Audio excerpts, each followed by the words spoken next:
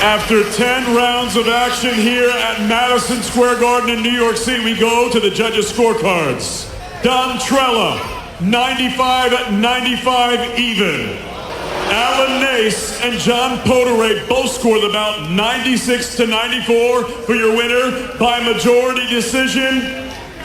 And now the undisputed lightweight champion of the world, Katie Taylor!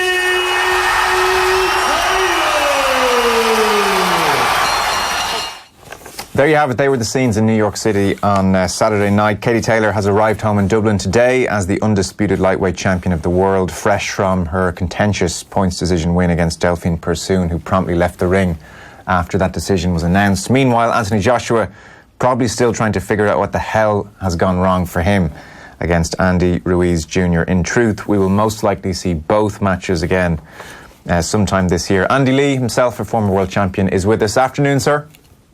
Afternoon, Joe. Great to have you with us. Judges, as we heard there, had the Katie decision a draw, 95-95, 96-94 and 96-94. Carl Frampton said a disgraceful decision, Persoon won by miles. David Hay said Taylor got the decision courtesy of, quote, political power. Carl Froch and Sky initially said it was robbery and then he softened on that. I don't think any of the Sky pundits went for Katie on balance. You tweeted Katie Taylor 6 rounds to 4. Just how close was this?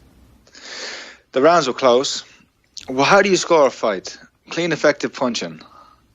And you show me 6 rounds where Delfine Persoon won clearly on clear, effective punching. She didn't. Clear, like, some of the rounds are toss-ups. They are. The first round could have been a draw. The second round you could have gave to Persoon.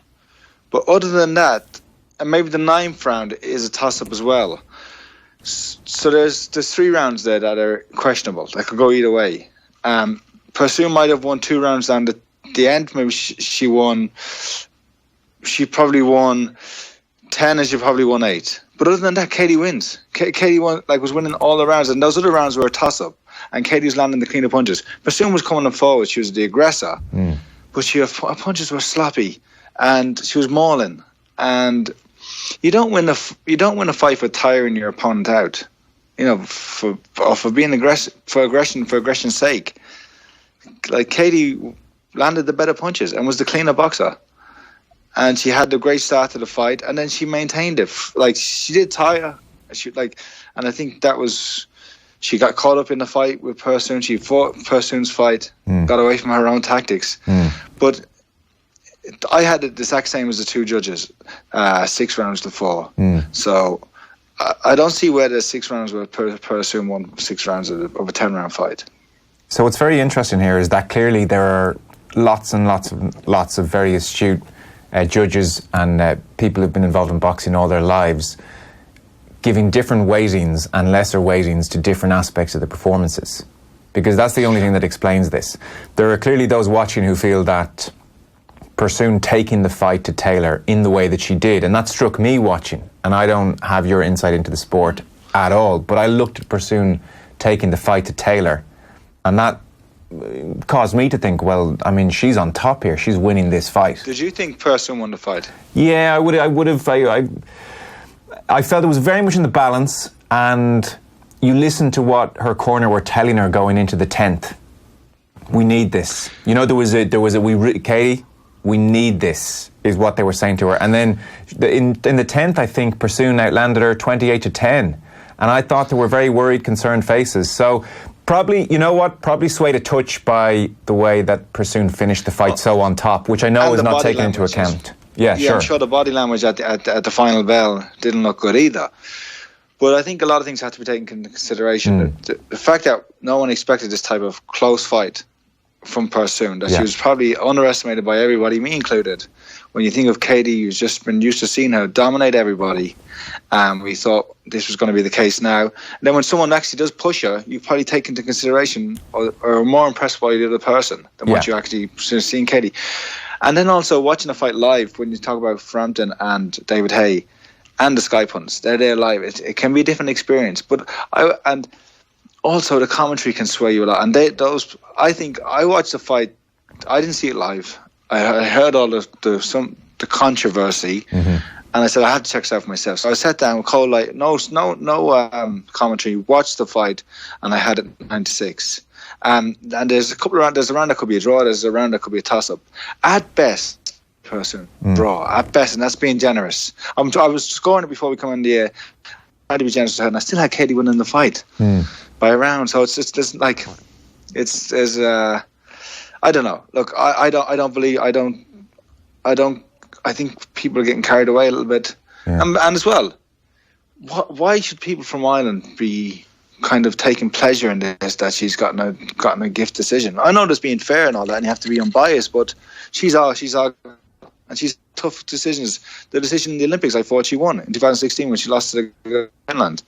I thought that was a decision she won. She won the fight, but didn't get a decision, and so she hasn't had it all hadn't the rubber to green all the time, and now she might have deserved one. But to me, it's justified victory. It's not like she hasn't been given a So it's a close fight. It's a close fight. In my eyes. Yeah. So but it's all opinion. Everyone's welcome to theirs. Yeah, I guess that's the problem with boxing in particular, that there is this subjective element to the whole thing. So what weighting, Andy, do you give to Persoon taking the fight to Taylor and being the aggressor, even when she's not necessarily landing the clean shots? Like, does that come into your thinking when you score a round? It does, but no. Who lands the cleaner punches? The better punches in the round. Like, it's that's simple for you. It's outscoring each other.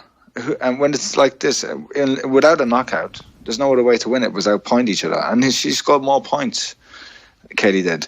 Like, walking forward, like if walking forward won you a fight, then Muhammad Ali would never have been a champion. You know what I mean? He fought every fight in the back foot. And Katie did that for most of the fight. Like, she got drawn into a fight. She did, you know. She's always done that. And she's her own worst enemy at times when people put it up to her, they challenge her. Yeah. Kind of challenge her bravery or her as a warrior.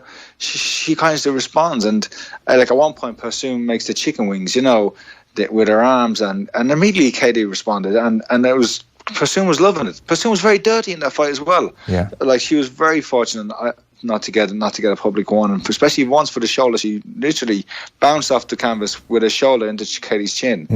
But Katie gave it back in her own fair way.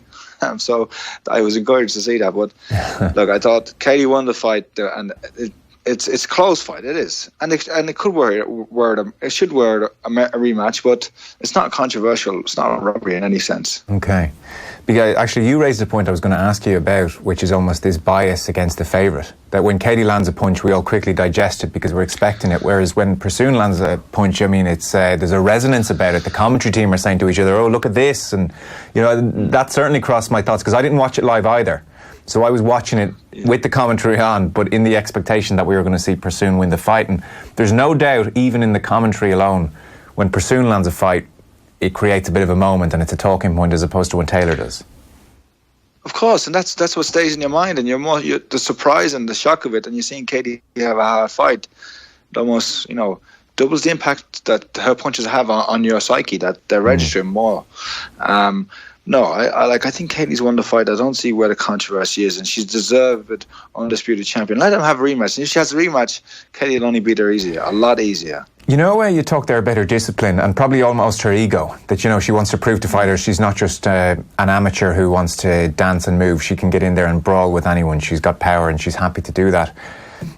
Her corner were almost pleading with her as the fight went on to stop doing it, and there was a point, it was in the fifth, where she's against the ropes and she calls Persoon onto her. You know, she's bleeding at the time, and in the corner afterwards they're saying, you need to be disciplined here, you need to stop. She actually is going to have to pay heed to that advice in presumably the rematch. She's going to have to now. She's got nothing else to prove. She's proven she can be in a hard fighting battle now, and she's proven because she has all the belts.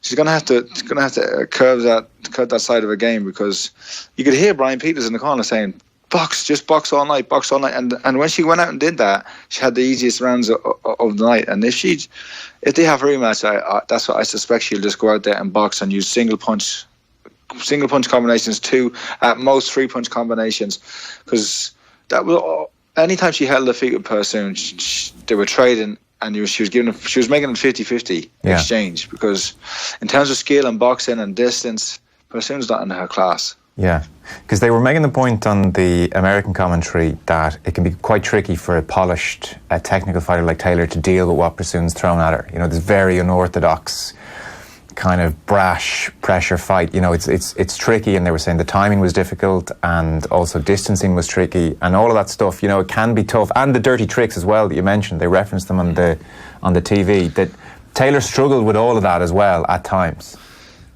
She did, and Persoon was very clever. Like, she was marching forward, but she was always stepping with a little angle to her left, so that Katie had to circle to her right, to Persoon's right. She could, the natural exit for Katie would be to Katie's right, away from Persoon's right hand, so to Persoon's left. But because Persoon was taking a little step all the time to her left, Katie had to go to Persoon's right, and she was walking onto her right hand then, effectively. And so even though she was very crude, there was just a lot of smarts, and her game was to drag Katie into that deep water. And she, like, I think she think this is going exactly how I want it. Katie's fighting me, Katie's not boxing me. And then she had those good towards, she finished strong going down the stretch, and so she probably feels like she won the fight. But a fight is 10 rounds. And she can't give away at least four of the first five and expect to win a 10-round fight. Persoon's stamina was mentioned before the fight, so this didn't come as a shock to anyone that she finished strongly. Why did Katie wilt so badly in those closing rounds, do you feel? A number of things. Persoon looked a lot bigger physically, didn't she, in the ring? And I think Katie felt that the type of fight that it wasn't technical. It was they were holding, it was a physical fight, and someone is coming on top of you all the time. It gives you you don't have any breaks or any respite. I think Katie struggled with that as well. It's just the constant pressure, and it's like, someone's just pressing you all the time, and you don't get a break or any time just to let up, or even just mentally, not just more physically. It's just the mental pressure as well that causes. So. That's going to be something Katie will have to deal with, because Persoon's always going to do that if they do have a rematch. But the key to that, what I would like to see Katie doing is, when Katie was retreating, she was more stepping with a step. Her movement was steps, where she should get back to her amateur footwork, where she's bouncing on her toes. It'll give her more spring in and out of distance, and it'll be harder for Persoon to predict. And also, just use single punches, jabs, hooks, and 1-2s. At the most, use a 3-punch combination, and then move after every punch. Have an exit. Know where you're going to go before you punch. Know where your exit is, which way you're going to get out of range. And that's, for someone like Katie, that's very simple to do. Yeah. This will taint it a touch for her, won't it? Like, I heard her at Dublin Airport this morning, and it's a crowning moment, and she's being asked about the decision, and that is not what you want in the second or third question when you're trying to celebrate this unbelievable achievement. She's going to want the rematch as much as Persoon, I would think. And and I think I saw Kieran Cunningham comment today that what this has done, this controversy, has built a rivalry. It's built a rivalry now, and for a long time that's what Katie's needed, because in most of our eyes, there was no one out there who could challenge her. And now she's got a challenger, and they have some controversy, they have a rivalry, and the rematch is 10 times bigger than this fight now. This is now the most hotly anticipated fight of her professional career, and probably second only really to the Olympic final in 2012.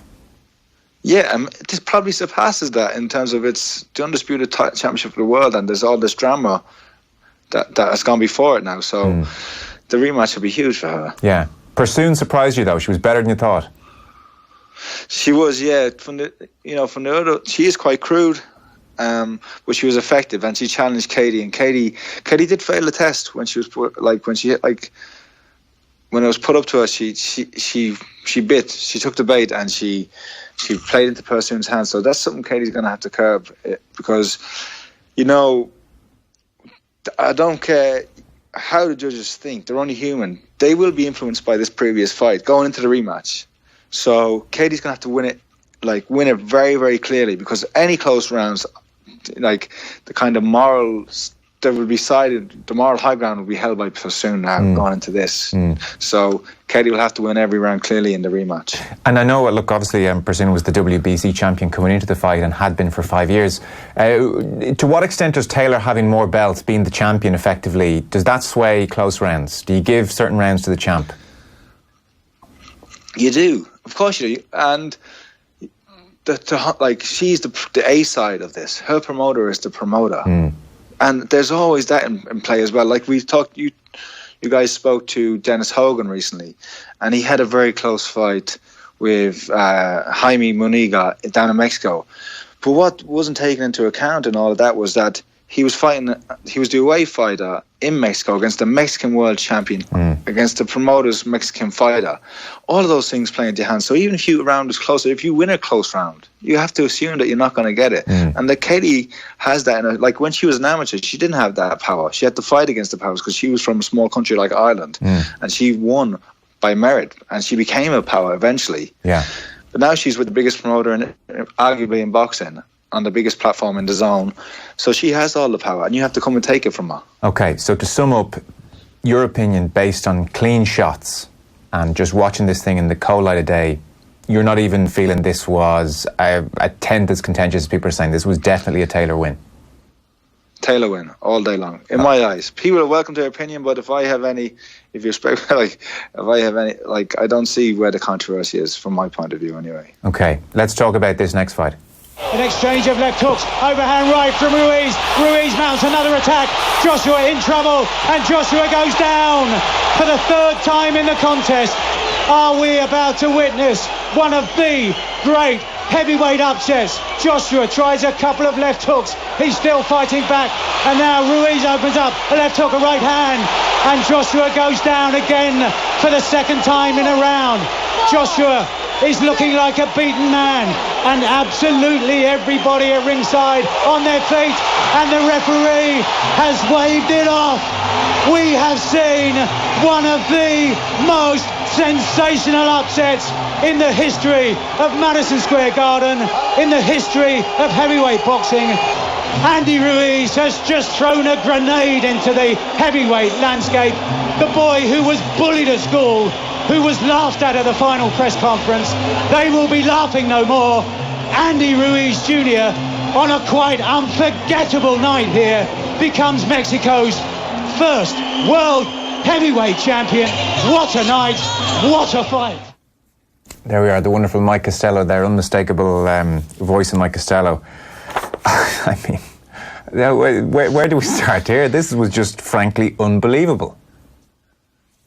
Yeah, I'm still chuckling to myself. I look on Twitter and I see that Andy Ruiz has beaten Anthony Joshua. It's just the appearance of the two of them, you know, like if you put into a room, you'd say, who's going to win this fight?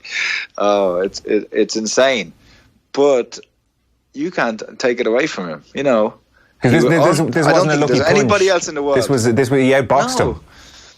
That's what people have said. You know, you look at the upsets of like Lennox Lewis and Vladimir Klitschko, Corey Sanders, the bigger, more dominant fighter, and they were just cleaned out by one big punch. You know, that can happen to him. This was a system. This is a systematic. He took his time. He got hurt. But he was quite calm in the moment when he was hurt and put down in the third round. And exchanged with Joshua, knew that was his chance, hurt Joshua, and then took his time and went about his game. Like, never doubted himself. And like, I don't think there's anybody in the world, even if his coaches are honest, I think they would say they didn't believe it. But he believed it. He believed he would do it. And that's all that matters. And he's like, it's a great story.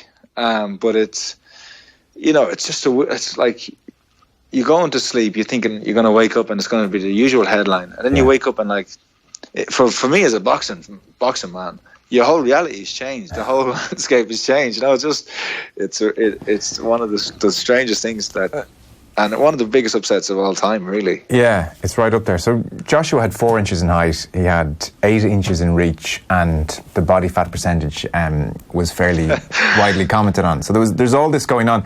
The first 2 rounds, not much happened, and it was interesting. Rob McCracken, his trainer, told him, you know, don't rush anything. He told him at one point, don't look for the hook yet. It was just keeping Ruiz. You know, Ruiz wanted to get in the inside. He's the smaller man, obviously, clearly, and it seemed like Joshua was just jabbing, keeping him, you know, at arm's length, and then he did go for him and he knocked him down, and you thought, well, this thing, you know, is going to reach its inevitable conclusion. So what happened then? Like, how does Ruiz do this after Joshua's had 2 very calm rounds, in control, it seemed, and then puts Ruiz on the floor? Like, that much I understand, the rest I don't. even those first 2 rounds, there was signs where Joshua, you could see insecurity growing in Joshua, because Ruiz was fighting a very smart fight. He was walking forward, not marching forward like Persoon was against Katie. It was a more steady, methodical march forward. Yeah. But he had his hands held high, and Yeah. he was catching and kind of riding whatever Joshua had at him. And because he's a shorter man with a big kind of tall robotic guy like Joshua, he would have caused that kind of anxiety and a little bit of insecurity in Joshua, because he's small and making him reach all the time. And what it was, although he's walking forward, he wasn't throwing punches, Ruiz. He was just catching and feeling what Joshua had, and then he was opening up himself. Right. And like when he was leaving, Joshua was exposing himself. By making Joshua punch first, he was leaving Joshua expose himself, and then he was countering it. Okay. And so he was getting closer and closer and closer. Then they had that exchange, and Robert McCracken, I have to say, was spot on the corner, because he was just saying, keep it straight, keep the punches straight, don't look for the hooks. Because when you're with a shorter man who is a hooker, Andy Ruiz, you're giving him a chance when you're trading hooks with a hooker. There's always going to be a chance he catches you. Okay. So Joshua did exchange, gets him down, the uppercut, which is Joshua's best punch, the right uppercut, left hook. Ruiz goes down, takes his time on the ground, clears his head, gets up, and then they exchange. And he catches Joshua. It's a left hook, and then it's a right hand to head, and he just never recovered. And it was one of the most bizarre reactions to being knocked down. It was like he couldn't really believe it was. I don't know what was going on. It's still bizarre now. Not that he couldn't believe it was happening, but he was kind of accepting that it happened, and almost, I don't know, it was like he knew, like he accepted that what was happening to him. Like most people, everybody watching it, I'm sure he's calling. Everybody was in complete shock and like up in arms and panicking. He was kind of like, okay, this is happening to me, and he just kind of didn't want to continue. He didn't want to continue. There was no protest, and there's been a lot of comment about like his reaction to the loss, his comments in the ring and after the fight in the press conference. Bizarre. There's like, when you lose the heavyweight championship, you should be hurt. You should be devastated. You should be desperate. Yeah, you should be devastated. And he's smiling and giving out these sound bites about being a soldier and this is what we do and we come back, we rise up. And that's all fine. Maybe he's deflecting, but there has to be some more emotion there. There has to be something of disappointment, showing people that I'm sorry I let you down, I don't know. Yeah, no, it's an interesting observation. The way you talk there about, your understanding of boxing, your reality of boxing almost up for examination here after a shock like this where you're trying to process it all.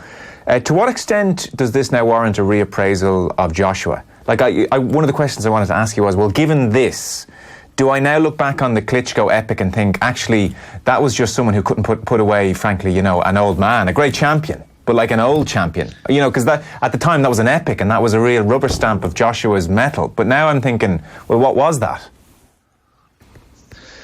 Well, it's easy to look back and say, it's easy to revise history, I guess, in the light of something like this. But you have to he beat Klitschko, and Klitschko had been beaten up to that point. Fury had beaten him a year before, and Klitschko didn't really land any significant punches in that whole fight. So it's not like Joshua was the first one. People kind of brush Fury's victory under the cap and think Joshua was the one who conquered Klitschko. He's not. Yeah. But he did beat him in a great fight. He did beat Klitschko in a great fight. And now Klitschko had him gone in round 8 and just didn't press the issue. He could have got him out of there. Yeah. But he let Joshua back into the fight and then paid the price. But up to that point, the Klitschko fight, you look at the fights he had, Dillian White, kind of Dominic Breazeale, who fought recently, other American contenders. There was a real progression in that to Joshua. Then he fights Klitschko. And then there's almost a drop off. There'd be fights less frequently, 1 or 2 times a year. Against good opponents, but not really pushing it the way he had been pushing it up to the Klitschko fight. Maybe that's necessary because he has all the belts and that he can fight who he wants. Like he fought Povetkin in his last fight. He fought the guy from France. He was supposed to fight Pulev. That got pulled out. So, but it's always been 1 and 2 fights a year, not where he was fighting 4 times a year, where he was being active. And it's been a long time since that Povetkin fighting Andy Ruiz. And alternatively, Andy Ruiz had fought only 8 or 9 weeks ago before this, and got straight back into training. So all those factors play out in the performance. But I don't think we can. I think we just have to take it for what it was. Maybe he's not as good as the hype has built him up to be. Now he could come out in a rematch and wipe Ruiz out in a round. Because he has that kind of physical gifts. He has those gifts. He's genetically blessed. But he's gonna have to do some soul searching, or you know what it reeked to me? When a fighter loses a fight, it hurts so much because it's your livelihood. It's the way you make a living. And most fighters, unless you're in the top tier of boxers, you're living from fight to fight. And if you lose a fight, you can't fight for 6 or 7 months because for whatever happened, you're not that sellable. You can't be, you can't get another fight. Your progress is stopped, and so you can't earn money. And all those things come into play. All those things are playing out in your mind. The moment you hit the floor, the moment the referee says no, the fight's over. Yeah. All those things are immediately, you're hit with all those things, thinking, I'm not going to be able to pay the bills in a couple of months. I'm not going to be able to. No, that Joshua's never had that. He will never have that now because of who he is and the money he's made. But he knows that he's got Eddie Hearn there. He's been brought along from the Olympics, and he'll get a rematch. Yeah, and he's kind of comfortable, and maybe that's played into him losing the fight because he knows he'll always get another shot because of who he is and how much money he made. So, but that was the biggest thing for me. That's why most fighters hate. Obviously, you hate to lose because it's a physical contest. Yeah. It's your sport. Also, you're taking a beating from another man. But also, it's your livelihood. It's the way you make your money. And sure. And this is that's what it was like to me. This is a guy who's out of touch with reality. You didn't get this primal reaction that should have been there almost at the point. So I guess final question, and you can give us a word on Ruiz here because I feel bad I haven't even asked how good is this guy. I guess as part of it, I've seen McCracken criticised, and Joshua needs to change trainer and all this kind of stuff with the view to the rematch. For you, it seems with Joshua, this is a question of attitude now and desire, as opposed to some glaring technical issue he needs to fix. Yeah, and character. That's the word, character. What I didn't see when he was on the ground, and he was playing it out. He got knocked down, and he was trying to buy time. Thought that the referee would he sped his gum shut. Thought he was being clever, almost kind of smiling, and he just didn't look interested, And there was no complaints when the referee waved it off. I don't think changing trainers. I don't know. He could benefit from changing trainer. It would have to be the right trainer, but I don't think anything Rob McCracken's done has led to this result. In the corner, Rob McCracken said everything that I thought he should have been doing, and also up to this point, Rob McCracken has been hailed as one of the best trainers in England, if not the world, considering the job he's done with Team GB over the last few years, and with several professional fighters who still train with him in Sheffield. So, look. That's just a knee-jerk reaction. Yeah, and Ruiz? It's about character now. Ruiz is just, he's a guy who had nothing to lose. When you ain't got nothing, you got nothing to lose. And he just had nothing to lose. And so he was on a high into nothing. So he just went out there and let his hands go and took his chances and enjoyed the moment. And I don't think you could say the same about Anthony Joshua. Probably distracted by future mega fights that probably won't happen now. And not for another couple of years anyway, and just tied up in all of the things that didn't really matter. But Ruiz a good little fighter. He's only got one loss. That's to Joshua Parker. That was a very close fight as well. You have to take him same with the Delfine Persoon. Ruiz went to the champion's hometown, fought in the champion's promotion, and lost a tight decision. Same thing with Katie, same thing with Dennis Hogan and Jaime Muniga. So that's what happens in boxing. But yeah, he's a good fighter, and now the world's his oyster, isn't it? What's going to happen? Does he get a rematch? He does, rematch. It turns out the rematch is on, yeah. Okay. There's a rematch clause, but who knows what the nature of the clause. Is it official? No, it's not official. Yeah, but they were saying in the UK, kind of October, November time. But I mean, that's just one side. I haven't seen the clause. And maybe you will get Katie and Persoon on the undercard if it does happen. Yeah, that would be a nice double header again. That would make sense. Yeah. Listen, brilliant stuff as ever. Thanks so much. Thanks, Joe.